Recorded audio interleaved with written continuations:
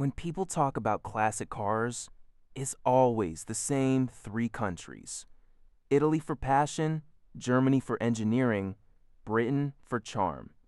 Nobody mentions France, which is strange because the French were building cars that made everyone else look like they were copying each other's homework.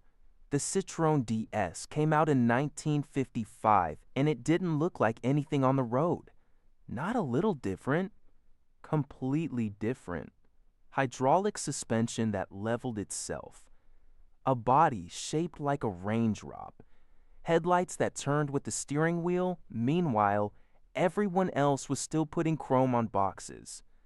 The Peugeot 504 won Car of the Year, won rally championships in Africa, and sold 5 million units. The Alpine A110 was beating Porsches in mountain rallies with half the weight and a fraction of the budget. These weren't small achievements. But ask someone to name a great French car and you'll usually get a long pause. Part of it is marketing. The Italians gave their cars names that sound like opera: Miura, Countach, Testarossa. The French called theirs the 504, the 2CV, the DS. Numbers and letters. Not exactly exciting at a dinner party. And French car design always had this stubborn refusal to do what everyone expected. Where Italians made cars beautiful and Germans made them precise, the French made them weird. The 2CV looked like a tin can with wheels and was designed to carry eggs across a plowed field without breaking them. That was actually in the design brief. The SM had a Maserati engine in a Citroen body, which sounds like a great idea, until you realize that Citroen's electronics and Maserati's reliability were both terrible.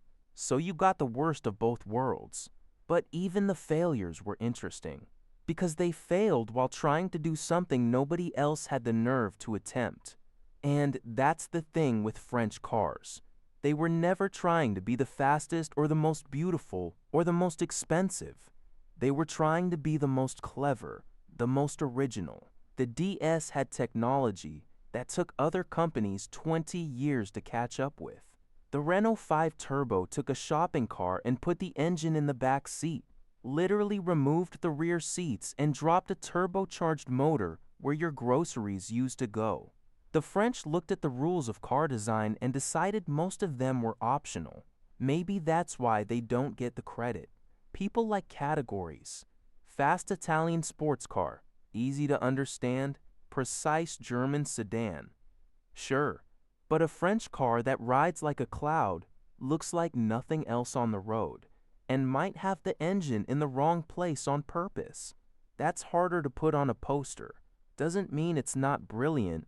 It just means everybody else has been too busy talking about Ferraris to notice.